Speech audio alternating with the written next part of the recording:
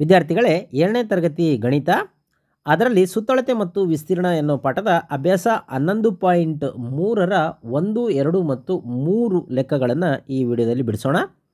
ಮೊದಲ ಲೆಕ್ಕ, ಮುಂದೆ ನೀಡಿದ ತ್ರಿಜ್ಯಗಳನ್ನು ಹೊಂದಿರುವ ವೃತ್ತಗಳ ಸುತ್ತಳತೆಯನ್ನು ಕಂಡುಹಿಡಿಯಿರಿ ಅಂತ ಕೊಟ್ಟಿದ್ದಾರೆ. ಪೈ ಬೆಲೆ ಅವರೇ ಕೊಟ್ಬಿಟ್ಟಿದ್ದಾರೆ. ಪೈ = 22/7 ಅಂತ. ಒಂದನೇದು ಎ = 14 ಸೆಂಟಿಮೀಟ್ರ್.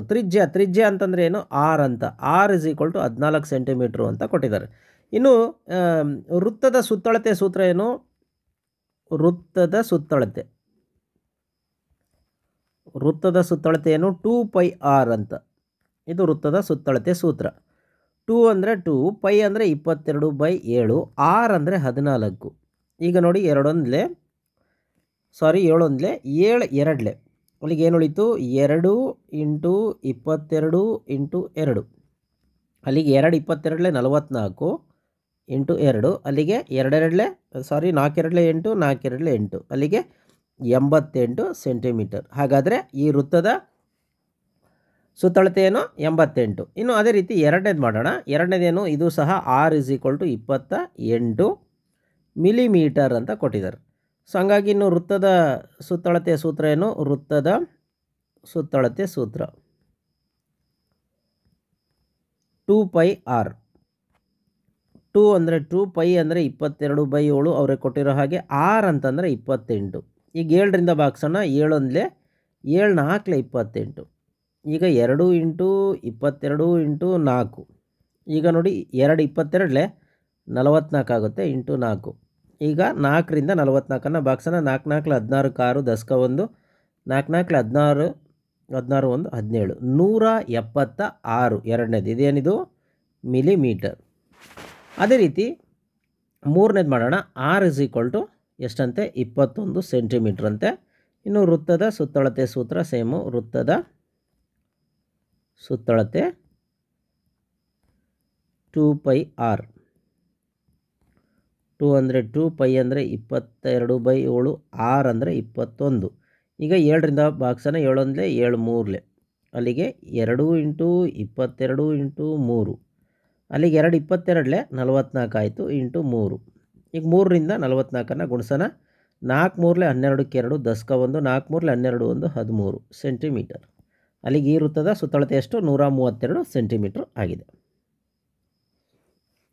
ಎರಡನೇ ಲೆಕ್ಕ, ಮುಂದೆ ನೀಡಿರುವ ದತ್ತಾಂಶಗಳಿಂದ ವೃತ್ತಗಳ ವಿಸ್ತೀರ್ಣವನ್ನು ಕಂಡುಹಿಡಿಯಿರಿ ಅಂತ. ಅಂದರೆ ಇಲ್ಲೂ ವೃತ್ತದ ವಿಸ್ತೀರ್ಣ, ಇಲ್ಲೂ ವೃತ್ತದ ವಿಸ್ತೀರ್ಣ, ಇಲ್ಲೂ ವೃತ್ತದ ವಿಸ್ತೀರ್ಣವನ್ನು ಕಂಡುಹಿಡಿಯಬೇಕು. ಇಲ್ಲಿ ಎ ಲೆಕ್ಕ ಮಾಡೋಣ. ಎ ತ್ರಿಜ್ಯ ಆರ್ ಕೊಟ್ಟಿದ್ದಾರೆ. ಆರ್ ಎಷ್ಟಂತೆ? 14 ಮಿಲಿಮೀಟ್ರ್ ಅಂತೆ. ಪೈ ಬೆಲೆ 22/7. ಏನು ಕಂಡುಹಿಡಿಬೇಕು ನಾವು? ವೃತ್ತದ ವಿಸ್ತೀರ್ಣದ ಸೂತ್ರ ಇದೆ. ಏನು ಅಂತಂದರೆ πr² ಅಂತ. ಸೊ ಪೈ ಅಂದರೆ ಅವರೇ ಕೊಟ್ಟಿದ್ದಾರೆ 22/7, r² ಅಂದರೆ 14² ಅಂತ. ಇಲ್ಲಿ 22/7, 14² ಏನು ಮಾಡೋದು ಬೇಕಿಲ್ಲ ನಾವು. 14 × 14 ಅಂತ ಬರ್ಕೊಳೋಣ. ಈಗ ನೋಡಿ, 7 1 7 2, ಈಗ 22 × 2 × 14 ಆಯಿತು. ಈಗ 22 2 44 × 14. ಈ 14ರಿಂದ 44 ಗುಣಿಸೋಣ. 14 4 56, 6 10 5, 14 56, 56 5 61, ಅಲ್ಲಿಗೆ 616. ಇದೇನಿದು? Millimetre square. ಹಾಗಾದರೆ ವೃತ್ತದ ವಿಸ್ತೀರ್ಣ ಎ ಲೆಕ್ಕ ಏನು? 616 ಮಿಲಿಮೀಟರ್² ಆಗಿದೆ. ಈಗ ಎರಡನೇದು ಮಾಡೋಣ. ಎರಡನೇದು ವ್ಯಾಸ ಕೊಟ್ಟಿದ್ದಾರೆ. ವ್ಯಾಸ ಅಂತಂದರೆ ಡಿ ಎಷ್ಟು? 49 ಮೀಟರ್. ಹೌದಾ? ನಮಗೆ ವ್ಯಾಸ ಗೊತ್ತಾದರೆ ನಮಗೆ ತ್ರಿಜ್ಯ ಏನಿದೆ? ತ್ರಿಜ್ಯ ವ್ಯಾಸದ ಅರ್ಧದಷ್ಟಿರುತ್ತೆ. ಅಂದರೆ 49ರಲ್ಲಿ ಅರ್ಧ ಆಗುತ್ತೆ. ಯಾವುದು? ತ್ರಿಜ್ಯ. ಮತ್ತು ಪೈ ಬೆಲೆ ಅವರೇ ಕೊಟ್ಬಿಟ್ಟಿದ್ದಾರೆ 22/7 ಅಂತ. ಈಗ ನಾವೇನು ಮಾಡೋಣ? ವೃತ್ತದ ವಿಸ್ತೀರ್ಣ =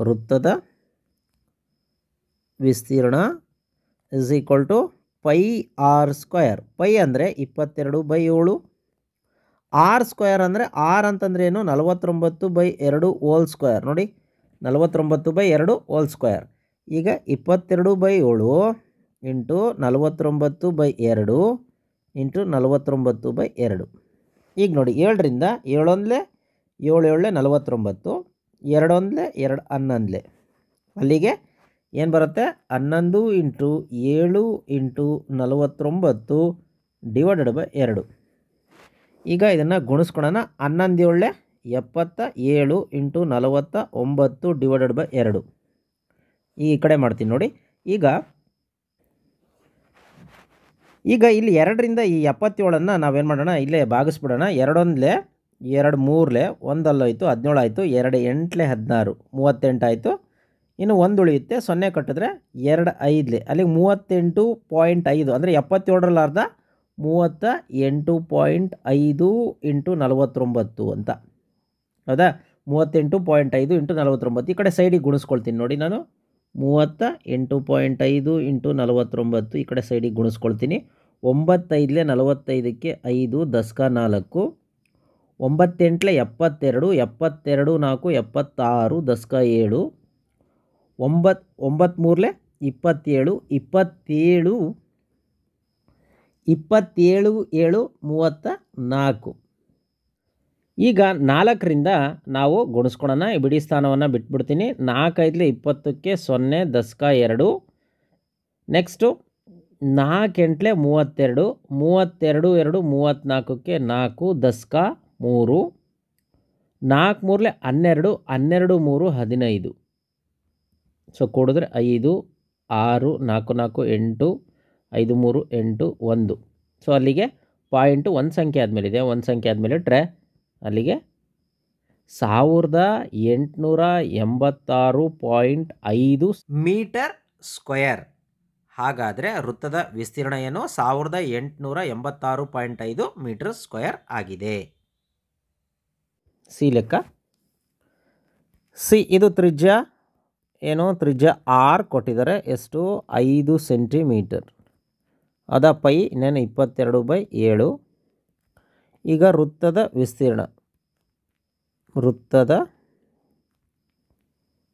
ವಿಸ್ತೀರ್ಣ is equal to pi r square.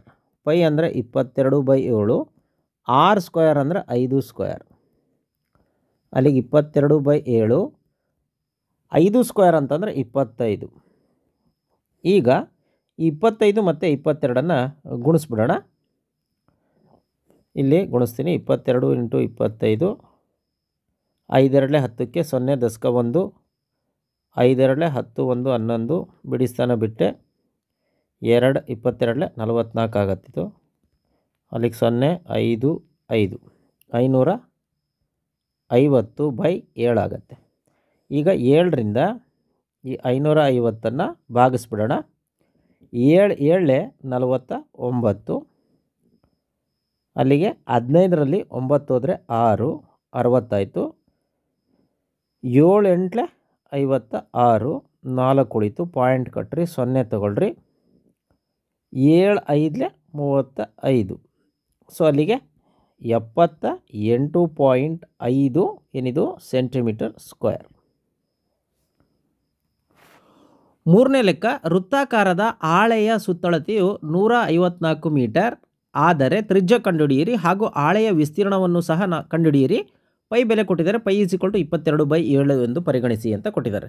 ಇಲ್ಲಿ ಫಸ್ಟ್ ಏನು ಕೊಟ್ಟಿದ್ದಾರೆ? ವೃತ್ತದ ಅಥವಾ ವೃತ್ತಾಕಾರದ ಹಾಳೆಯ ಸುತ್ತಳತೆ ಎಷ್ಟಂತೆ? 154 ಮೀಟರ್. ಈಗ ವೃತ್ತದ ಹಾಳೆಯ ಸುತ್ತಳತೆಯ ಸೂತ್ರ ಏನು? 2πr ಅಂತ. 2πr is equal to ಕೊಟ್ಬಿಟ್ಟಿದ್ದಾರೆ. ಎಷ್ಟು? 154. ಈಗ 2 ಅಂದರೆ 2, ಪೈ ಅಂತಂದರೆ ಎಷ್ಟು? 22/7. ಆರ್ ಅಂದರೆ ಗೊತ್ತಿಲ್ಲ, ಇಸ್ ಈಕ್ವಲ್ ಟು 154. ಈಗ ಓರೆ ಗುಣಾಕಾರ ಮಾಡೋಣ. 7 ಮೇಲೆ ಹೋಗುತ್ತೆ. ಅಲ್ಲಿಗೆ 22 2 44 into r is equal to 154 into 7. 44 ಕೆಳಗೆ ಹೋದರೆ ಅಲ್ಲಿಗೆ r is equal to 154 into 7 divided by 44. ಈಗ ನೋಡಿ 154 ಇಂಟು 44 ಈ ಕಡೆ ಗುಣಿಸಿದ್ರೆ 2 22 2 7 14. ನೆಕ್ಸ್ಟ್ ಅಲ್ಲೊಂದು ಹೋಯ್ತು, ಮತ್ತು 2 7 14. ಅಲ್ಲಿಗೆ 77/22 ಬಂತು. ಇದು 11 2 22, 11 7 77. ಅಲ್ಲಿಗೆ r is equal to 7/2 into 7 ಆಗುತ್ತಿದ್ದು. ಈಗ ಆರ್ ಇಸ್ ಈಕ್ವಲ್ ಟು 7 7 49/2. ಈಗ 49 ಅರ್ಧ ಮಾಡಿದ್ರೆ ಎಷ್ಟು ಬರುತ್ತೆ? 49 ಅರ್ಧ ಮಾಡಿದ್ರೆ 40ರಲ್ಲಿ ಅರ್ಧ 20, 9ರಲ್ಲಿ ಅರ್ಧ 4.5, ಅಲ್ಲಿಗೆ ಎಷ್ಟಾಗುತ್ತೆ? 24.5. 24.5 ಏನಿದು? ಮೀಟರ್. ಹಾಗಾದರೆ ತ್ರಿಜ್ಯ ಎಷ್ಟು? ತ್ರಿಜ್ಯ r is equal to 24.5 metre. ಹಾಗೆ ಹಾಳೆಯ ವಿಸ್ತೀರ್ಣವನ್ನು ಕಂಡುಹಿಡಿಯಬೇಕು. ಯಾವುದ್ರದ್ದು ವಿಸ್ತೀರ್ಣ? ವೃತ್ತಾಕಾರದ ಹಾಳೆಯ ವಿಸ್ತೀರ್ಣ. ಏನು ಸೂತ್ರ? ವೃತ್ತದ ವಿಸ್ತೀರ್ಣದ ಸೂತ್ರ ಏನು? Pi r square. ಪೈ ಅಂದರೆ 22/7. ಆರ್ ಸ್ಕ್ವೇರ್ ಅಂದರೆ ಆರ್ ಅಂದರೆ ಎಷ್ಟು? ಆರ್ ಅಂದರೆ ಈಗ ಕಂಡುಹಿಡಿದಿದ್ದೀವಲ್ಲ ನಾವು 24.5 ಹೋಲ್ ಸ್ಕ್ವೇರ್. ಸೊ ಅಲ್ಲಿಗೆ 22/7 ಇಂಟು 24.5 ಇಂಟು 24.5. ಈಗ ನೋಡಿ 7ರಿಂದ 22 ಭಾಗಿಸಿದ್ರೆ 7 3 21, ಒಂದುಳಿತು, ಪಾಯಿಂಟ್ ಕಟ್ರಿ, 0 ತಗೊಳ್ರಿ. 7 1 7, 3 ಉಳಿತು, ಹೌದಾ? 0 ತಗೊಳ್ರಿ. 7 4 28, ಅಲ್ಲಿಗೆ 3.14 ಬರುತ್ತಿದ್ದು. ಇದು 24.5 ಇಂಟು 24.5. 24.5 24.5 ಗುಣಿಸ್ಕೊಂಡ್ಬಿಡೋಣ. ಅಲ್ಲಿಗೆ 24.5 ಇಂಟು 24.5 ಗುಣಿಸ್ಕೊಳ್ತೀನಿ. 5 5 25ಕ್ಕೆ 5 ದಶಕ 2, 5 4 22, 22 ದಶಕ 2, 5 2 10 2 12 ಬಿಡಿ ಸ್ಥಾನ ಬಿಡ್ತೀನಿ. ನೆಕ್ಸ್ಟ್ 4 5 20ಕ್ಕೆ 0 ದಶಕ 2 ಈ ಕಡೆ ಬರಿತೀನಿ. ನೆಕ್ಸ್ಟ್ 4 4 16 2 18 ದಶಕ 1, 4 2 8 1 9. ನೆಕ್ಸ್ಟು ಬಿಡಿ ಸ್ಥಾನ 10ರ ಸ್ಥಾನನೂ ಸಹ ಬಿಡ್ತೀನಿ. ಈಗ 2ರಿಂದ ಮಾಡೋಣ. 2 5